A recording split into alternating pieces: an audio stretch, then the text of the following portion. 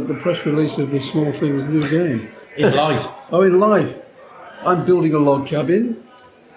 I'm still working. I'm working as an auditor for a surveying company. I survey valuers' work, and I play board games with my grandchildren, and try to buy watches I can't afford. Oh, and I drive a sports car, Morgan Plus 6, which is a lot of fun. Great. And you, Jon? Well, since the family was working on Simon the Sorcerer, we went into the recording studio business. With some of the games we'd done, the voiceovers there. Then we were fortunate, we sold the recording studio business, and then I moved into DJing, and then went into doing wedding design for Indian clients. Cool. And you are in Marbella? I'm in Marbella, yes. Cool. So I would like to know a bit about what Simon, how it came to be, you know, what was the inception of the Simon universe? It's based on classic British sitcoms, Red Dwarf, Ben Elton's comic writings, Blackadder, Fawlty Towers, Monty Python, all from the 80s and 90s. That's the inspiration behind it all. And then we wanted a fantasy character, and we liked nursery rhymes, and we thought, yeah, we could meld the idea of a naughty schoolboy who can get away with slightly risky jokes, which we couldn't write today, and we could use a little bit of teenage boarding school humour wrapped into a fairy story, and bring in the Billy Goat's Gruff and stuff like that, and all classic nursery rhymes, and meld it all together. I don't know, there was probably a lot of alcohol involved in his birth, and maybe something else, I don't know. And you mentioned about other, like the what were your inspirations to think I can make this in the technological world and not in a book, or like you mentioned about this Dungeons and Dragons creator, what's the name? Ian Livingstone. Yeah, Livingstone and others. Like who were the other? Jackson is his partner, wasn't he? Yeah, who were the other game creators that inspired you to believe that games were the way? Scott Adams.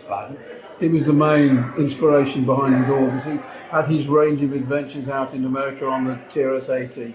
And yeah, I would, if I had to name one inspiration, it's Scott Adams. Mm-hmm. And he's still with us today. Yeah, I don't think he's releasing games anymore, but he would be the biggest inspiration behind my games career. Yeah.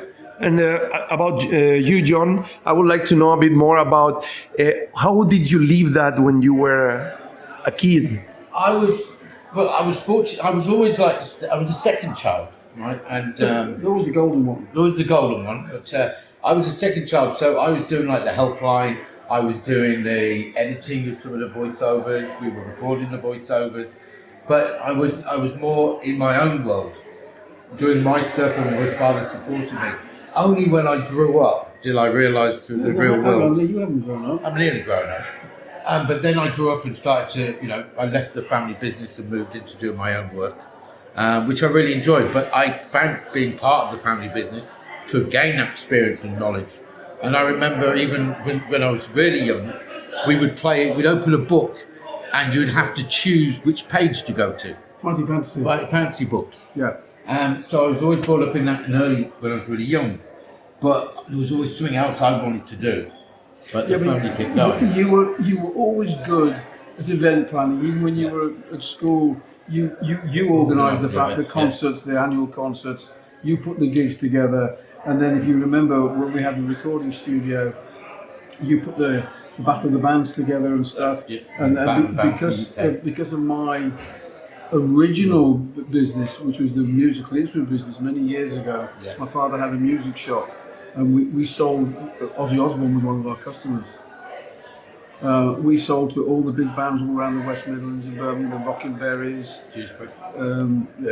Dexys Midnight Runners, UB40, all customers of our shop. We had the biggest rock band shop in Europe at one time. It was my dad's family business. What was the name?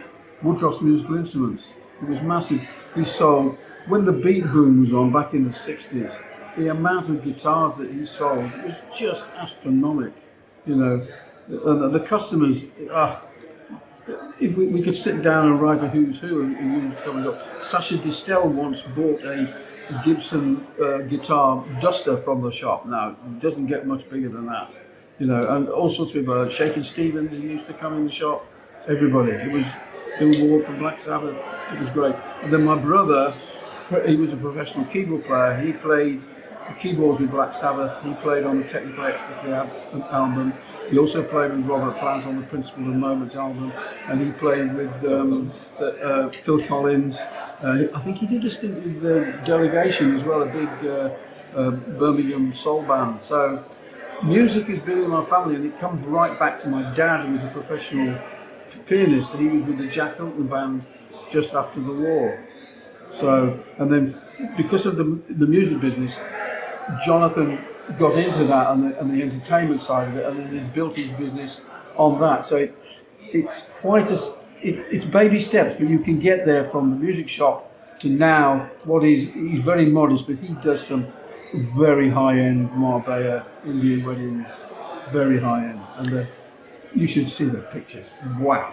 I'm curious to know now, to go ping pong back to Jon.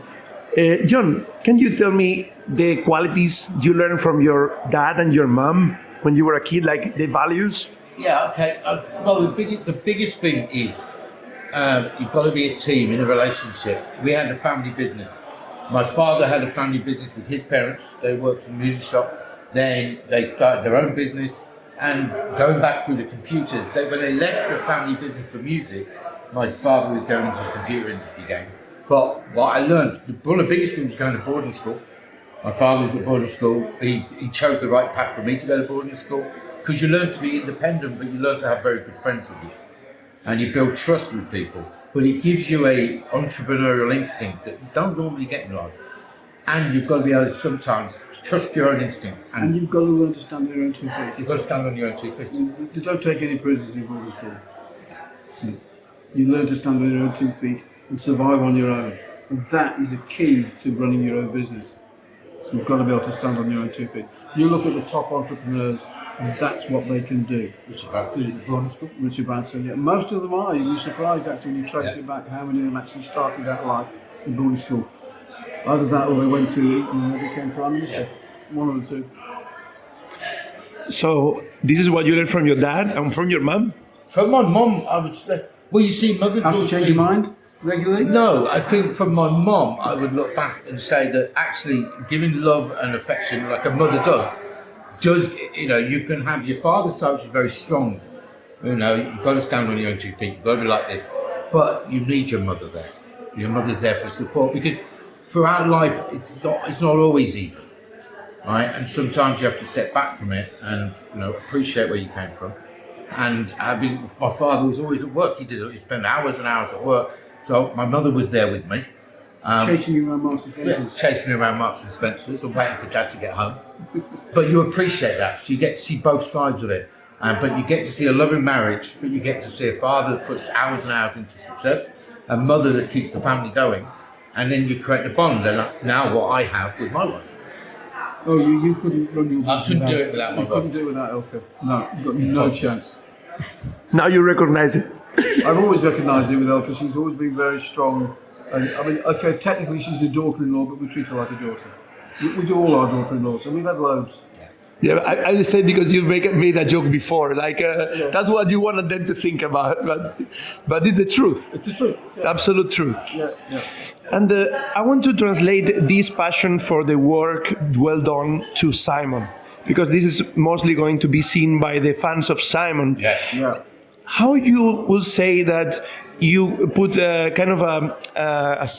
close the circle with this Simon universe, now that you see your legacy in the hands of a new studio that is making the remake is already announced, but the prequel that is new. How is that? How does it feel in your? It feels great. I mean, it's born out of a big fan of the game. Massey's a huge fan of the game, and she said, "This is the ultimate fan sequel," and it makes perfect sense to go back and tell the story of where Simon came from, literally his origins. And they've done a great job on it. The graphics are great, the story's good. They've got really good people on their team, and I'm very impressed with what they've done. It's lovely, and we're very excited for the future to see where the game goes, and to talk about new products and new ideas. We're talking about Simon the Sorcerer, the board game, maybe Simon the Sorcerer in the theatre, maybe Simon on Ice. Who knows? But I think you've got to look at, because of technology now. In the days of when you would read reviews in magazines, you only saw people at computer game shows. You didn't have, like now with blogs, podcasts, Instagram. I mean, you walked in the room today, not expecting it. Absolutely not expecting. And yeah, communication because of the internet has changed not just our industry, every industry. Yeah. You know, you want to have a press conference, you can have people from all over the world in your office tomorrow, and you can get to so many people, and you haven't got to spend millions of pounds on advertising. You know, it is fantastic. The internet has changed the world. We had the wheel, then we had the internal combustion engine, now we have the internet. The three greatest inventions the man has ever come up with. ChatGPT. Yeah, AI. I'm not so sure. That's the next I'm one. At least for me. I'm not so sure about artificial intelligence. I'm not there yet. But I think it is for the generations to see technology, and now, being walking into that room earlier, we were so impressed by the response. Oh, Because you wouldn't have felt that before. no, absolutely not. It's great. And we just done that live interview. I'm not quite even sure what that was. But it's amazing. Yeah. The internet and technology and communication, it's so easy. I mean, I have regular meetings with people I work with. I never leave home. I just sit in front of the computer at 10 o'clock with a cup of tea, and it's great. And hold the meetings, and it's great. It's great technology. You know, Teams and stuff like that. Fantastic. Okay, one last question. If you had, do you still play games now, Yes, No, I play board games. or movies? Do you watch movies? I don't have Yes, the time. watch movies. Okay, I don't. we don't count you then. I don't have the time. When you get to my He's age, retired, really. Now I don't have the time to do it. But when you look at the things that are done today, like games, like in general, the stories that are being massively told to the fans of games, the music, comics, is there any universe you feel like you would like to be part of in the creation? Like, is there anything you think I would like to contribute to this or that, or you feel identified with? I haven't thought about that. That's a good question. What would I like to be involved with?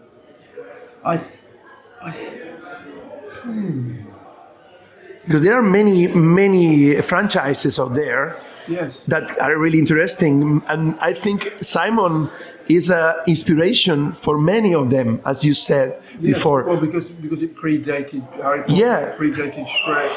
Yes. But when you look at those, is there any one of those inspired or similar universes or stories or IPs That I would like to be involved with. Yeah. Oh, Harry Potter for sure.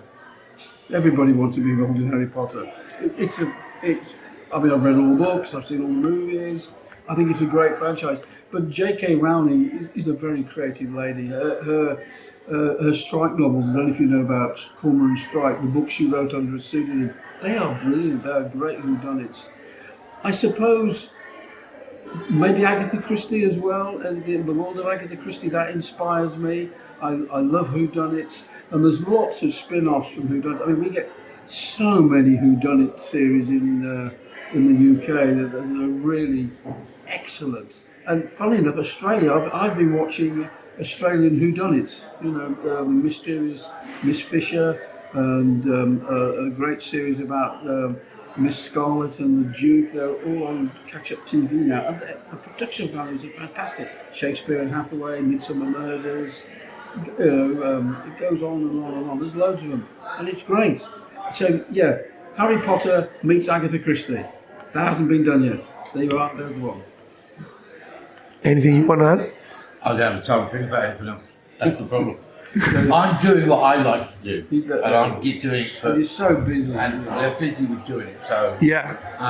but my wife is obsessed with the whodunit and the Inspector Lewis. She fell in love with because she's Belgian, so she fell in love with the Morse. It was Inspector Morse. Morse is a big one, isn't it? Morse, then Lewis, and then Prada. Hathaway. I mean, it's just the whole concept of the whodunit is what my father said is fantastic, but I just don't have the time. It's all started with Agatha Christie. Agatha Christie, yeah, she started it all. I mean, I think there's more TV series made about Agatha Christie's novels than virtually anything else. And Sherlock Holmes. Sherlock Holmes. Yeah, did Sherlock Holmes? Elementary, I suspect he probably did. Arthur Conan Doyle was probably responsible for all of this. Mm-hmm. Yeah. Thank you very much. It's a pleasure. Pleasure.